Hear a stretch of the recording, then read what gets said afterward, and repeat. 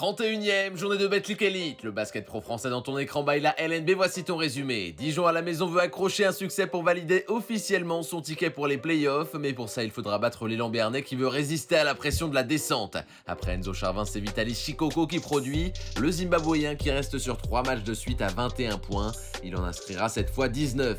Un temps devant, Paula Cortez pousse la JDA à sortir le grand jeu, Marquis McDuffie comme souvent au rendez-vous, 18 points, une adresse insolente, des shoots terribles qui vont s'abattre sur la défense paloise dans le troisième quart, 19-9 en 10 minutes avec un Mobley qui s'y met aussi. L'écart s'est créé, les hommes de Barthez qui ne pourront plus changer la donne, Dijon sécurise définitivement sa place dans le top 4. Avant de se lancer dans la course au Final Four de l'Euroleague, Monaco accueillait à Gaston Médecin des Choletais forcément déçu après une défaite en finale de la FIBA Europe Cup. CB revanchard inscrira dans les 10 premières minutes 27 points.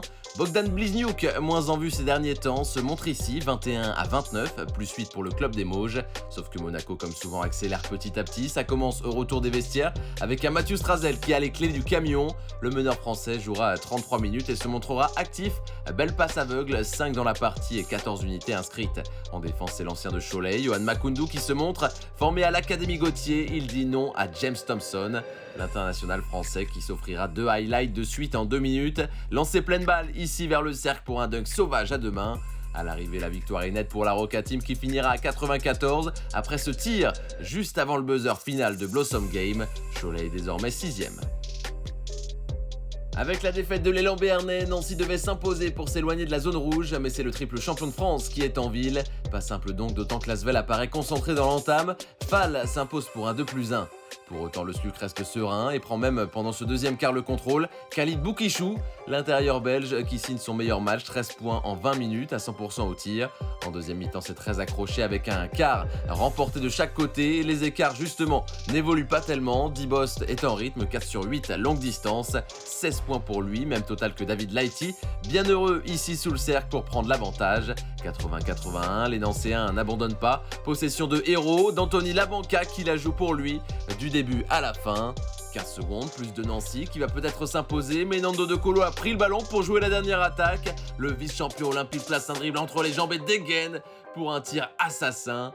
Comment s'en remettre psychologiquement? Mike Scott est repoussé derrière par Lighty, bien aidé encore une fois par De Colo, impossible de scorer. 83-84, Lyon-Villeurbanne retrouve le goût de la victoire. Après un Opalico perdu de peu, le Portel accueillait Fos-sur-Mer. Dès son premier ballon d'attaque, Nzekwezi ne s'y trompe pas. Avantage physique dans la peinture pour le pivot néerlandais. En début de deuxième quart-temps, c'est cette fois Nikolic au poste bas qui sera servi. Même réussite pour le pivot du Portel où Passav Ductel est battu. 60-39 dans ce milieu du troisième quart. La défaite semble inévitable pour les Bayers, mais abandonner n'est pas vraiment dans leur vocabulaire. Garland Green, 14 points, emmène les siens. Les sudistes se régalent pendant 10 minutes avec 28 unités au total. Alan Dokossi y participe aussi, énorme double-double avec 16 rebonds. Regardez les efforts du jeune ailier. Sauf que le Portel garde le cap et répond avec sérieux pour la suite. La patience et l'expérience d'Abouo qui fait tourner et Mangin qui s'applique. Le SSM remporte largement cette victoire, 97-70 et Fos-sur-Mer est quasiment en Pro B. Ça bouge en coulisses à Limoges où Massimo Cancellieri devrait quitter le club à l'issue de la saison. Le coach italien qui peut valider malgré tout le maintien du CSP en cas de succès contre Strasbourg où il y est guetté et remonté à bloc. 24-29 dans le milieu du deuxième quart-temps, 5 points d'écart avant la montée en régime des visiteurs qui vont complètement prendre la main sur la rencontre. Marcus Keane à 20 points, comme Lansdowne, 17 pour Kouroux. Décidément, l'aura défensive du club Limougeot a perdu de sa superbe cette saison, d'autant qu'une nouvelle fois ça se passe à domicile. 98 points encaissés contre Blois, 93 cette fois contre Strasbourg, 14e place pour les Limougeaux avec cette 18e défaite. Après avoir végété dans les bas-fonds du classement, Nanterre s'est bien repris en remportant 6 de ses 10 derniers matchs. Face à Blois, l'occasion se présente donc d'officialiser le maintien à domicile. Bien emmené par Bastien Pinault, les Franciliens mènent rapidement les débats. Robert Johnson doit porter son équipe. L'homme des Bois fixe la défense avant de glisser une bonne passe pour Ndiaye. En deuxième mi-temps, Lucas Dussoulier va se montrer très précieux pour Nanterre. Le joueur formé à l'élan béarnais est dans le rythme et inscrit 19 points. C'est encore lui ici qui est à l'origine de ce bon décalage avant l'extra passe de Bibins pour pour Pinot. La salle Maurice Torres apprécie car les tirs extérieurs se multiplient. Halilovic ouvre une brèche et libère la puce complètement démarquée. La gestion de la fin de match est ensuite parfaitement négociée par les hommes de Pascal Donadieu. Avec tout le monde qui contribuera, les Verts du 92 valident grâce à ce succès le maintien officiel en Betclic Elite. Paris peut toujours croire aux playoffs. À la 9e place à 4 journées de la fin, le club de la capitale reste aux aguets et reçoit sur son parquet une équipe de Rouen qui reste sur 4 défaites de suite. Sims coupe vers le cercle. La chorale fait jeu égal et force Chris Goulding à dégainer dans tous les coins. Le shooter fou est complètement dans la zone, 21 points à 5 sur 8 derrière l'arc.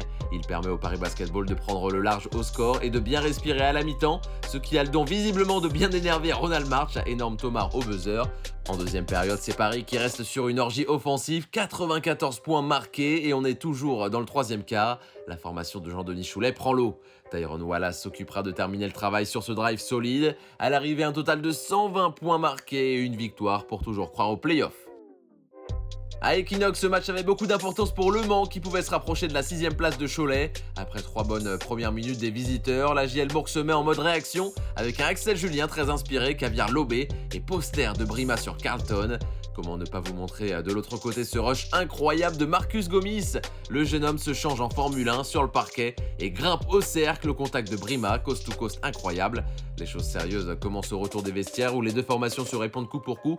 Palmer Jr. devient alors la main chaude des locaux. L'Américain égalise à 50 partout sur cette incursion dans la défense avant de faire bis repetita dans le dernier acte, monstrueux à 24 points, sa meilleure perf depuis le mois de décembre. Le coup de massue pour le MSB arrivera avec cette action folle d'Axel Julien qui met la gomme, 8 points d'avance pour les hommes de Fotoux, car même si les Sartois ne lâcheront rien jusqu'au bout, l'écart sera trop grand pour faire l'ultime comeback. Les Burgiens comptent le même nombre de victoires désormais que Dijon 4e et Lasvel 3e. Allez, on termine à Marcel Cerdan avec la visite de Gravelines Dunkerque. Sur cette offensive des Mets 92, on voit la belle patience du collectif, mais aussi l'impatience de Wembanyama qui veut vraiment que ce ballon termine dans le cercle. Claquette dunk sur l'échec de Thomas. C'est la jeune garde de Boulogne-le-Valois qui fait le boulot. Sur le parquet, Wembanyama, Koulibaly et Traoré. Aucun des trois n'a plus de 20 ans. 7 points en 14 minutes pour Armel Traoré qui joue cette alley-oop avec Jones. Le collectif des Mets qui va vraiment faire des dégâts à partir du 3e quart-temps avec un BCM qui a du mal à suivre. Passe décisive de Wembanyama. À cet instant, les nordistes s'accrochent à quelques banderilles de Kenny Boynton qui s'amuse devant Laou Konaté. Mais les locaux restent sûrs de leur force. Bilal Koulibaly, officiellement inscrit à la draft NBA 2023, s'offre un joli dunk. Son équipe remporte donc une 20e victoire cette saison. Pour la prochaine journée à suivre, le Blois Paris vendredi, le Paula Cortez Nancy pour le maintien samedi et Boulogne-le-Valois Bourg-en-Bresse à Bercy dimanche.